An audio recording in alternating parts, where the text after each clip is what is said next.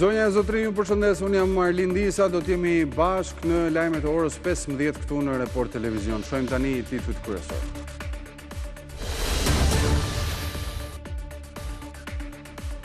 Edi Rama dhe Albin Kurti u përplasën në akuza një ditë para protestës që synon të japë mbështetje ndaj ish krerëve të UÇK-s në Tiranë. Vetëvendosja del kundër tubimit dhe i kujtoi Ramës se ka qenë pro krijimit të gjykatës speciale, por kreu i qeverisë shqiptare ju përgjigj se kjo gjykatë u ngrit për tetuar trafikun e organeve, duke akuzuar Kurtin se do faqen për jetë në Hag. Debate edhe në kuvend, majoranca i përmend Berishës thyrjen e embargos së naftës për të furnizuar Serbinë.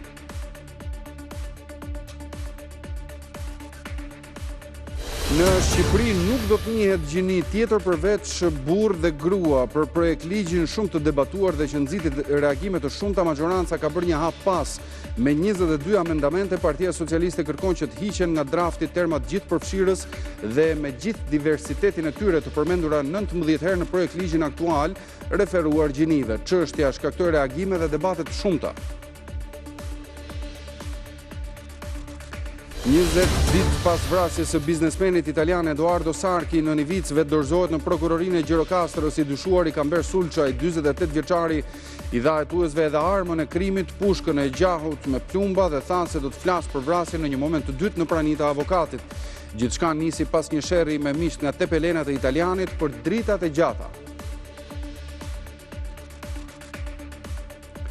Hamasi dorëzoi trupat e 2 pengjeve të tjerë, por faza e dytë e planit paqes Izrael-Hamas duket se ka ngecur. Izraeli akuzon Hamasin se nuk po e respekton marrëveshjen për lirimin e të gjithë trupave. Donald Trump thotë se nëse Hamasi nuk e respekton marrëveshjen, do të lejojë Izraelin të rinisë sulmet ushtarake. Dielën në Tiranë zhvillohet maratona e Tiranës. Bashkia dhe policia publikuan planin për devijimin e qarkullimit automjeteve nga ora 8 e mëngjesit deri në orën 16. Bllokohen rrugët nga sheshi Nën Tereza në bulevardin Dëshmorët e Kombit, Bajram Curri, rruga e Durrësit, rruga e Kavajës dhe rrugë të tjera kryesore.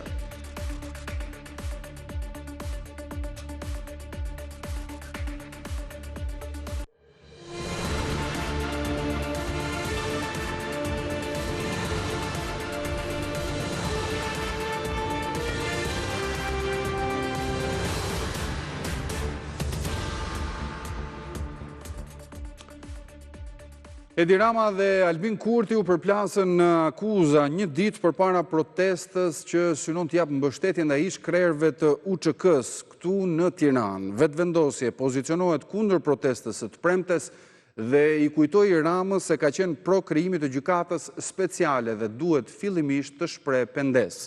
Rama reagoi më pas duke i kujtuar Kurtit se 10 vjet më parë ai nuk njihte as himnin e Kosovës.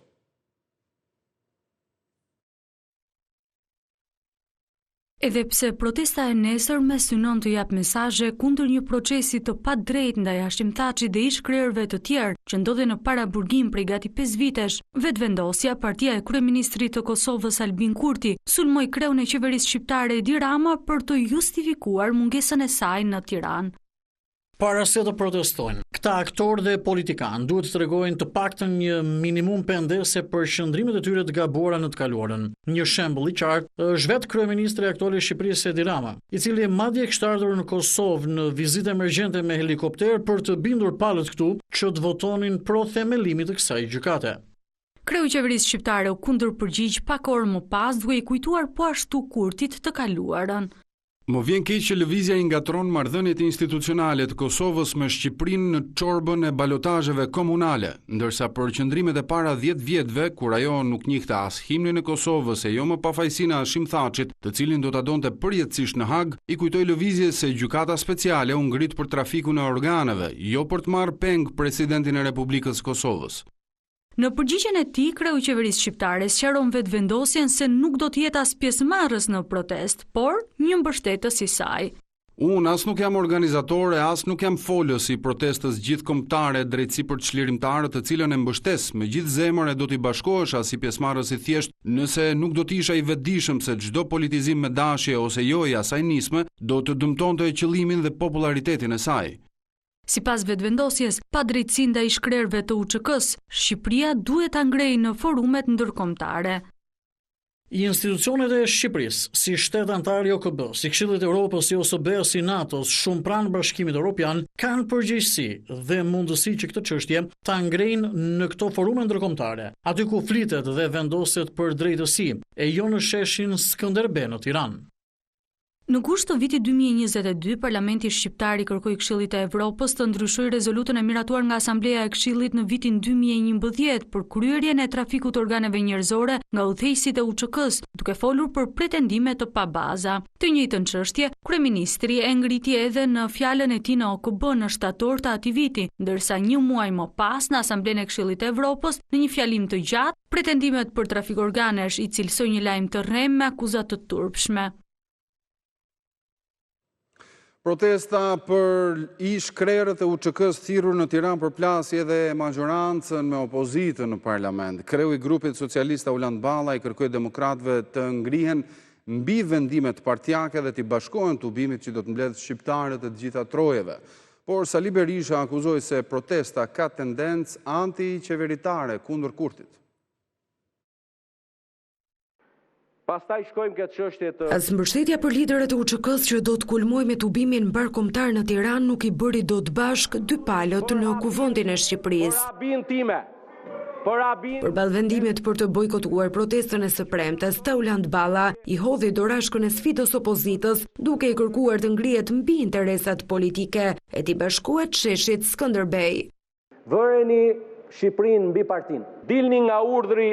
Kryeministri nuk do të jetë nesër në protest. Hajde, pse nuk vini? Berisha e akuzoi se i ka shërbyer Serbisë, duke i kujtuar se në të njëjtin vit kur miratoi raporti i Dikmartit kundër UÇK-s, kreu vrasje ndaj popullit opozitar.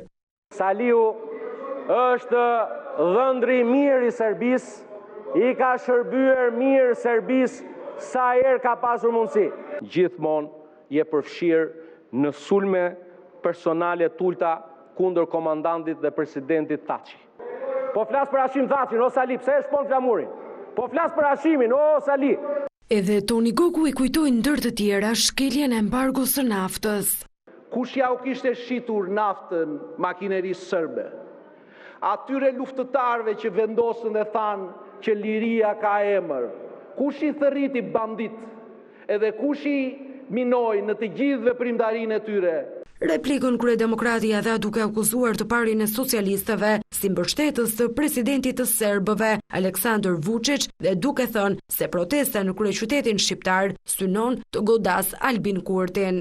Edhe mitingu që bëhet me nuancat theksuara kundër qeverisë Kosovës. Kishit planifikuar 60 minuta Edi Rama fjalim. Absolutisht një lloj si dilte Vučići me fol aty. Mbrojtjen Ramës ja rezervuan ministra ish ministra. Kryeministri është ai që ka përsëritur në mes të Beogradit kërkesën për njohje të Kosovës. Është avokat i shkëlqyer i çështjes Kosovës. Kur bashortja ime 7 vjeç përziheshe nga çetnikët dhe paramilitarët serb, ky person i jepte Chelsin Goran Bregovićit që inspironte çetnikët serb për të vrarë. Zgjidhjen sherrit mes dy palëve të mëdha synojtje jepte Redi Muça i lëvizjes bashk, për të cilin diskutimet se kush është më shumë patriot tingëlluan hipokrizi. I bie gjoksit se kush e dashuron më shumë Kosovën në një nacionalizëm të shterp, ndërkohë që ka një zgjidhje fare të thjeshtë. Njëra palë të pranoj mocionin për gjenocidin në Kosovë dhe gjithë së bashku të shkojmë në tubimin për krerët e UÇK-s. Prej disa seancash kuvendi përplasjet mbi debatin e miratimit të rezolutës për të dënuar genocidin serb mbi Kosovën, PD insiston te kjo çështje që për socialistët është ezauruar prej vitesh. Projekt ligji i shumë debatuar për barazinë gjinore do të ndryshojë dhe nuk do ta ketë më konceptin gjithëpërfshirës për gjinin, por do të njohë vetëm burr dhe grua. Partia Socialiste ka depozituar 22 amendamente ku hiqen termat gjithëpërfshirës dhe diversitet gjinor, duke i zvendësuar me formulime të qarta në vetëm 2 gjini.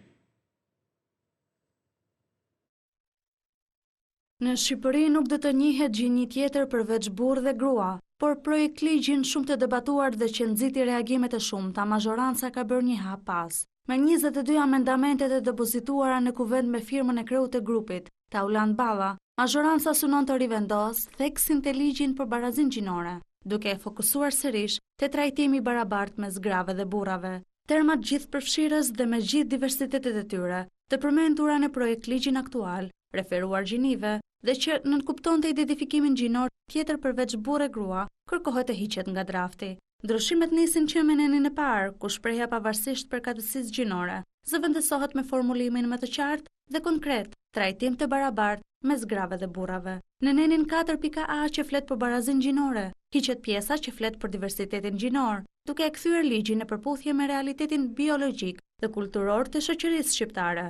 Në pikën E, po të këtij ligji, ku përkufizohet gjinia, kërkohet heqja e shprehjes lidhur me identitetin dhe shprehjen gjinore. Edhe në nenin 10 që lidhet me gjuhën e ndjeshme gjinore, kërkohet të hiqet fjala gjithëpërfshirëse. Në thelb, amendamentet e PS-s synojnë të fshin çdo referencë që mund të interpretohej si hapje ndaj identiteteve të tjera gjinore, apo ndaj nocioneve të reja si identitetet gjinor, shprehje gjinore apo diversitet gjinor. Neni 24 i projekt ligjit, që lidhet me përfaqësimin e gjinive në pozicione drejtuese dhe vendimarrëse, mbetet një nga pikat më të rëndësishme të ndryshimeve të propozuara. Në draftin fidestar parashikohej integrimi i kritereve të gjithëpërfshirjes dhe diversitetit gjinor në proceset e konkurimit dhe emërimeve. Me amendamentin e depozituar në kuvend, fjalia që lidhet me diversitetin gjinor mbetet të kufizuar vetëm në kuptimin e përfaqësimit të grave dhe burrave, duke përjashtuar çdo interpretim tjetër. Kështu drafti i ri e kthen ligjin për barazin gjinore në një dokument që nënvizon barazin mes grave dhe burrave, por jo më shumë se kaq. Kjo e bën ligjin më të kuptueshëm, më të zbatueshëm dhe shmang keq interpretimet. Shoqëria civile dhe pjesë të opozitës, por mbi të gjitha komunitetet fetare e kanë kundërshtuar ashpër projekt ligjin, që prej hedhjes së tij për konsultim publik, të cilit akuzonin se ky draft cënon familjen. Projekt ligji është depozituar në kuvend dhe tashme bashkë me ndryshimet e socialistëve do të diskutohet në komisione parlamentare. Votimi i tij në seancë plenare është parashikuar për me 30 tetor.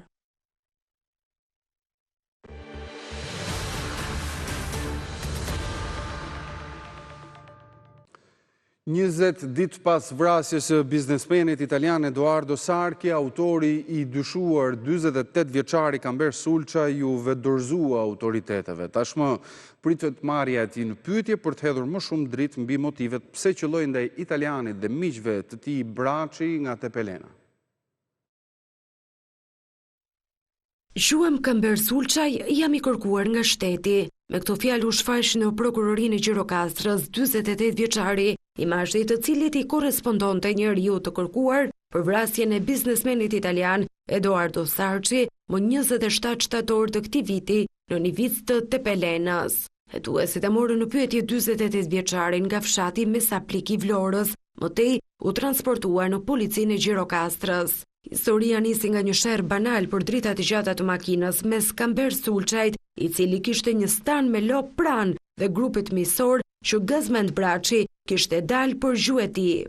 Automjeti i Braçit ngeli në mal për karburant para mesnate, ndaj shkuan në ndihmë 2 makina, babai i tij e Sheremi dhe italiani 44 vjeçar Sarchi, miq ortak me njëri tjetrin, të cilët ishin në një shtëpi pushimi në fshatin Ivic. Në rrethana të paqarta teksa të gjithë u bashkuan në rrugë kryesore me njëri tjetrin, dhe tyre nisën të shtonat nga Kamber Sulçaj, një plumb kapi në arterien kryesore në kofsh biznesmenin, i cili humbi jetën. Sulçaj, i cili gjithashtu e frekuentonte këtë zonë për gjuhë e tij, u identifikua nga dëshmitë e personave që u përplasën të parët për drita të gjata dhe nga disa kamera sigurie në banesat rreth zonës. Kamber Sulçaj është aksioner në një gurore në Brataj të Selenicës në Vlorë. 2 nga vëllezërit e tij rezultojnë me precedent penal.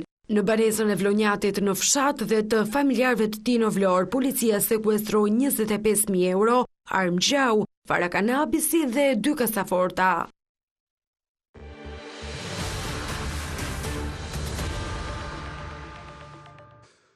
Punëtorët e Nën Tokës në minierën e Bakrit në Spaç të Mirditës kanë hyrë në ditën e 8 të protestës. Ata kërkojnë kushte më të mira pune dhe paga më të larta. Çdo ditë minatorët mblidhen në hyrjen kryesore të kompanisë Tete Albania, por deri më tani nuk është zhvilluar asnjë dialog mes palëve. Sipas punëtorëve, kompania nuk ka njohur sindikatën që ata nga krijuar, duke argumentuar se ajo nuk ka dokumentacionin ligjor. Minatorët thonë se janë të vendosur të qëndrojnë në këtë formë presioni derisa kompania të nënshkruajë kontratën kolektive. Ata gjithashtu kërkojnë ndërhyrjen e Inspektoratit të Punës.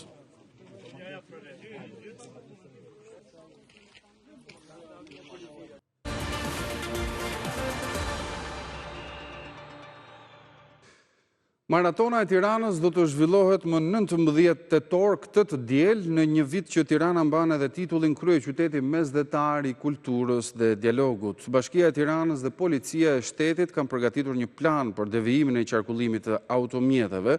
Kufizimet do të fillojnë në orën 8 të mëngjesit në 19 tetor dhe do të zgjasin deri në orën 16. Rrugët kryesore bllokohen nga sheshi Nën Tereza duke vazhduar në të gjithë bulevardin Dëshmorët e Kombit, bulevardin Bajram Curri, kryqëzimin me rrugën e Elbasanit, rrugën e Durrësit, rrugën e Kavajës, Myslimshyrin nga kryqëzimi me urën e Gjykatës së Tiranës deri tek ura e Tajvanit. Një ditë më parë, më 18 tetor, do të zhvillohet maratona Fan Run nga sheshi Nën Tereza, e cila do të përfundojë në fund të bulevardit Dëshmorët e Kombit nga ora 9 deri në orën 11.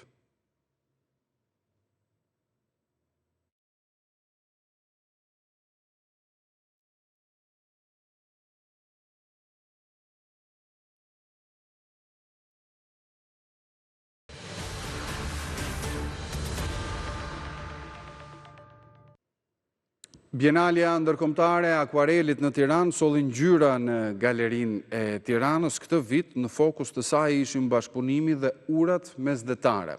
Ky edicioni 6 përkon me shpalljen e Tiranës si kryeqytet mesdhetar i kulturës dhe i dialogut. Një ndër emrat më të rëndësishëm të traditës shqiptare të pikturës dhe mjeshtëri ngjyrës, piktori Ismail Lulani u nderua gjatë Bienales së 6 ndërkombëtare të akuarelit në Tiranë. Në një ceremoni miqësore, organizatorët e aktivitetit vlerësuan me çmimin Ismail Lulani, një artiste shqiptare, e cila ka qenë nxënëse e piktorit dhe asistentja e tij. Çmimin ja dorëzoi e bija e piktorit, Ormira. Jam shumë e kënaqur të jap këtë çmim dhe du t'ja jap një artisteje, femër, një artiste shumë të mirë, një piktore shumë e mirë, një pedagoge jashtëzakonshme që shumë breza kanë kaluar në duart e saj, një ndër to kam qenë dhe unë, dhe asistentja e parë Timeti. Dhe ky çmim i shkon Iqbal Kalas. Është një shumë i madh që të kem emrin e profesorit tëm të parë dhe përjetshëm.